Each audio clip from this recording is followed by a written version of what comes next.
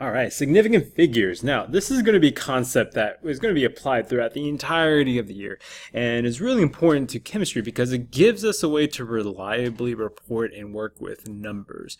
As we discussed before, measurements are vitally important to science, and this is how we make sure that what we do with those numbers is, again, reliable and something that we can count on. It gives us a lot of information. So let's take a look at this. So many of you have been to the grocery store and probably haven't done this in a while, but you can actually find scales at the grocery store where you can measure out the weight of certain objects. So in this case, I got a bunch of apples. Now, I'm going to take the same sample of apples and I'm going to put it on two different scales. I'm going to put it on scale number 1, which reads to the thousandths place, and then gives me a reading of 5.493 pounds. Then take a second scale, scale 2, right next to it. Take the same sample of apples, put it on the second scale, and it now reads just 5.5 pounds because it only reads the tenths place. So the next question is this: which scale is better and why? All right, that can spark a debate for a little while because some of you might be like, oh, well, obviously the first one, because look at how many more decimal places it reads to. That's very important for us to have that and for us to know that it's a better scale. Therefore, you can get better information. But at the same time, if you think about it, right, is it really that important that we as a typical grocery store consumer need to have this level of precision to where we just have 5.5 pounds and that's all we need? Is that sufficient information? Because some of you might also be thinking a little further, in terms of cost. Well, having a scale that reads down to the thousandths place is actually kind of requires a lot more very intricate and very precise equipment. Whereas for the 5.5, that's kind of like a good enough, right? That's going to be a lot less expensive. So the question is, which scale is better? That's kind of up to debate. That's not really something I can answer for sure. Again, I have my own opinion, and I can tell you which one is probably the better decision when it comes to grocery stores. But, neither of them is inherently a better device. They're just different. They have different kinds of sort of precision. So which scale then is more precise? Well, as I've mentioned before, the first one is because it lets you have a lot more of the decimal places that you can read. The second one, it only reads to 5.5. That's not that many decimal places. So the better question here, again, is the second one here is about precision, not about which one's just better, right? It's about which one tells you more information, which one tells you less information, and what is appropriate for your task at hand. So let's get into the actual definition, or how we get into measurement. So, let's say we have this piece of wood. This piece of wood is all the way here, right? So it's this chunk of wood. And we're going to line it up with this ruler as provided right here. You can see that's got marks of 1, 2, 3, 4, 5, 6, 7, 8, 9, 10. And we'll assume that these are in centimeters, even though it's not stated. That's kind of the assumption. So what measurement would you report for this strip of wood? Well, all right, let's take a look. The strip of wood comes all the way to here and line it up with the bottom starting at 0, and it's about right here-ish. And so kind of looking at the length here, I'd probably say it's about like 5.6, all right, maybe 5.7. So let's just say 5.6 for the sake of having something there, right? So some of you might disagree and say it's 5.7. We'll get to that later. Because this next question asks, how many certain digits do I have and how many estimated digits do I have? Well, this 5 is pretty certain, right? I am pretty sure that 5 is at this length is at least 5. And then within that, I can kind of guess between 5 and 6. There's some sort of mental division I can take. I'm estimating it to be about 6/10 of the way across. So I have one certain digit and one estimated digit with this value. Could I report a measurement of 5.68 then? Why or why not?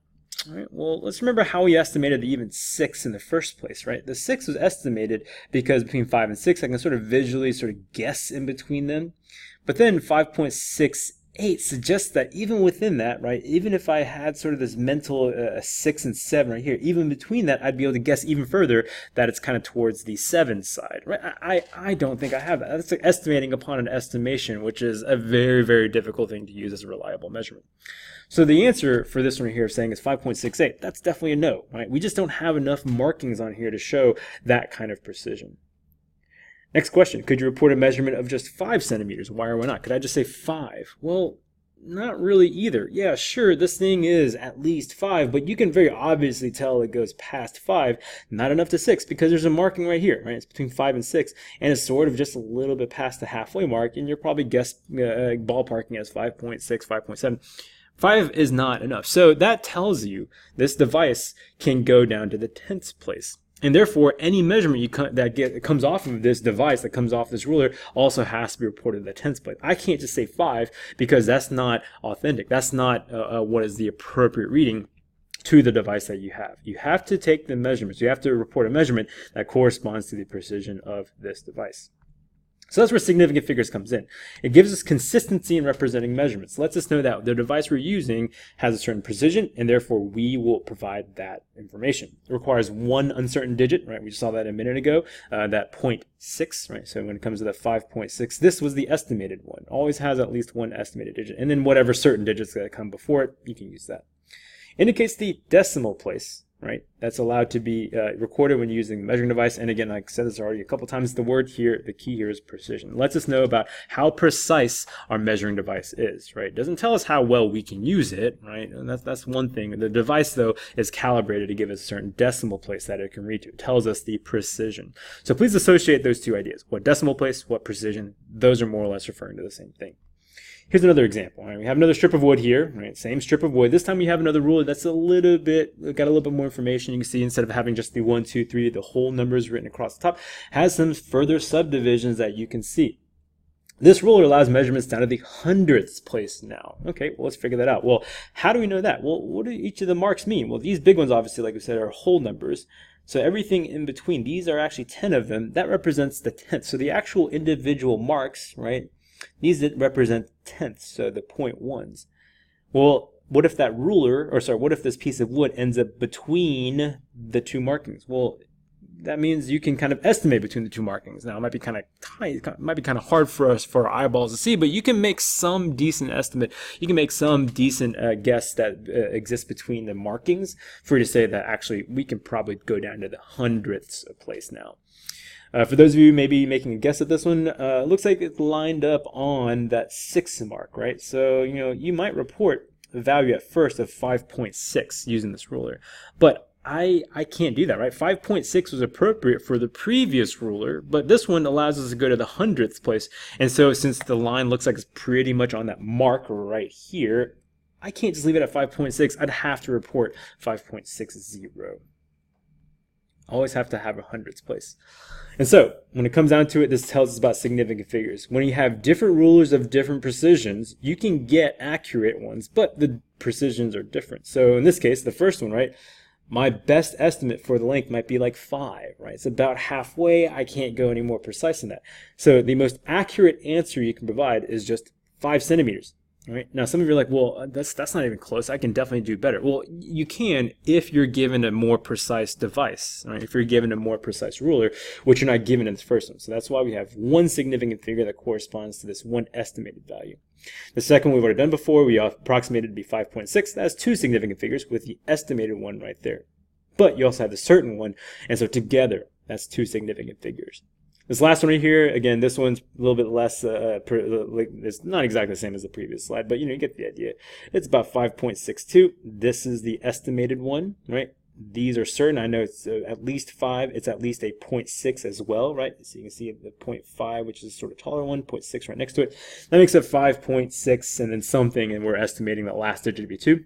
Altogether, there are 3 significant figures. There's 1, 2, third significant digits. So each ruler, depending on the precision given to you, lets you have different values that you're going to report. Now here are the rules. These rules at first looks like a bunch of just words, and it's hard to really put into action unless you practice with it. But I just want to kind of give you a chance to take a look.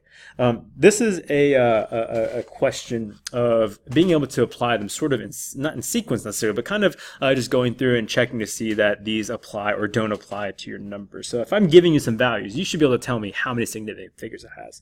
The first one says non-zero digits are significant. Well, that kind of makes sense, right? Anything that's not a 0, that's significant. We'll get to that later on.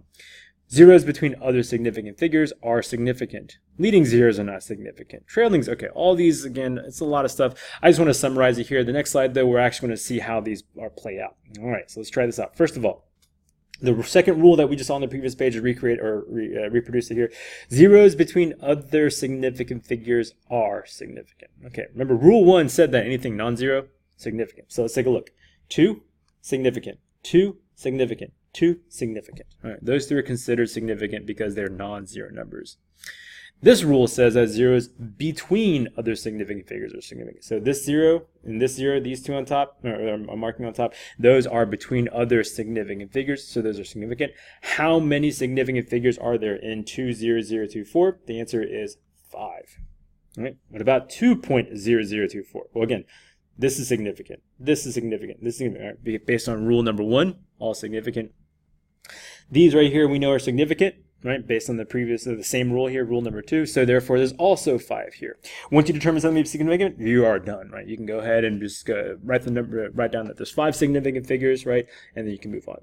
Now let's be clear about what this means, right? So what I'm saying here is that this specific device, whatever I use to get this number, goes down to the 10,000th place, whatever, the 4th decimal place. That's pretty precise. That's very, very precise.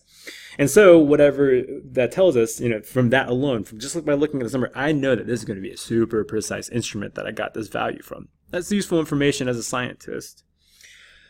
All right, rule number 3, leading zeros are not significant. So let's try this out.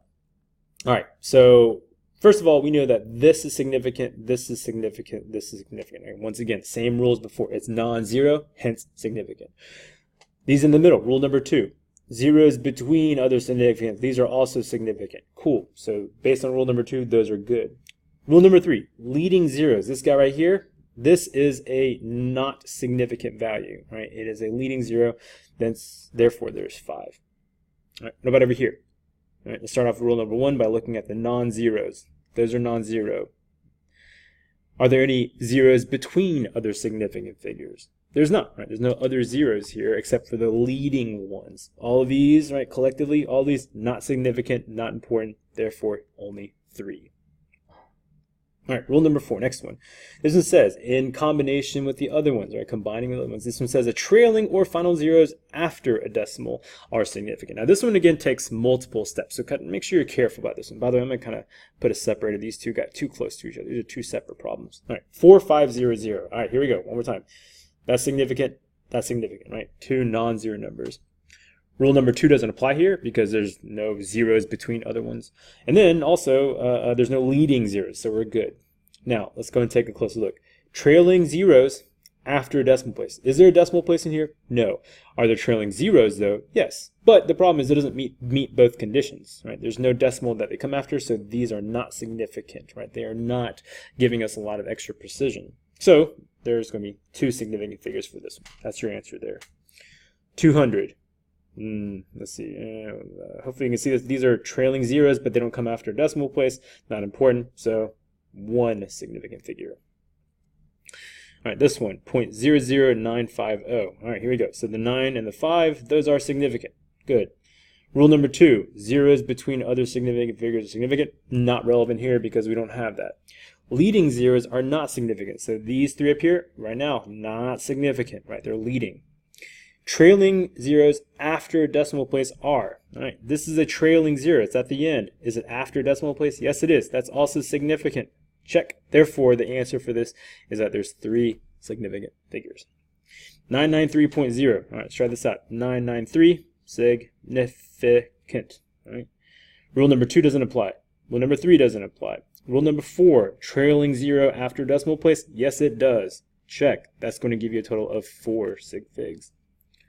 All right, last one. Here we go. This is a little tricky. So 7 ones, blah, blah, blah, blah. Here we go. Yes. Yes. All right. Rule number 2. Zeros between other significant figures are significant. Well, I'm not really sure because there is a 0 down here. These are, I don't know. We'll come back to that. Let's try rule number 3. Leading zero is not significant. All right. Doesn't apply here. There are no leading zeros.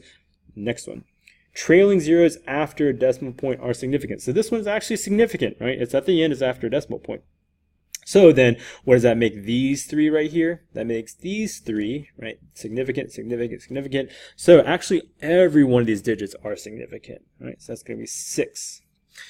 Now, remember, some of you are wondering, how's that possible? Well, remember, what does it mean when you have something that's reported to a 0.0? That means your device reports down to the 10th of the place, right? That 10th place is super important. And so if it has that precision, you have to report it, meaning that there was some way to mark specifically that we were at the 71,000 mark down to the 0.0. Right. So not only can it handle a large amount, but it can also handle precise down to the 10th. So that's important to include when you have these kinds of numbers. Finally, number 5, rule number 5, constants or exact values are considered to have infinite sig figs. So this 1,000 meters in a kilometer, they're defined, right? They're actually defined. So that one's not really going to be any significant. That's a constant. So technically this would have infinite significant figures. 500 sheets of paper, one ream. Well, one ream of paper, you literally have to count out 500 sheets. You're not measuring it, right? You're not guessing at it. There's no device that helps me count 500. You are literally having something counted out. So therefore, it's going to be a infinite sig figs, right? So there's no estimation. There's no approximation between two marks that you have to read. Finally here, if the number 500, for example, right, has 3 significant figures, right? So let's say 500. Right now, the way it looks, this one is significant, right? The 00 are trailing zeros, but they're not after a decimal place. So these would, right now, as it's written, not be considered. But if you needed to make it look like it has 3, what you would do is just throw a decimal point after the last zero to show it's significant. So 500 point, right? That's very, very specifically drawn out that way. So it's 500 point. All right. So now you have 3 significant figures for the number 500 versus just written as 500. Right. This one has 3 significant figures. This one would only have 1. All right. That'll do it.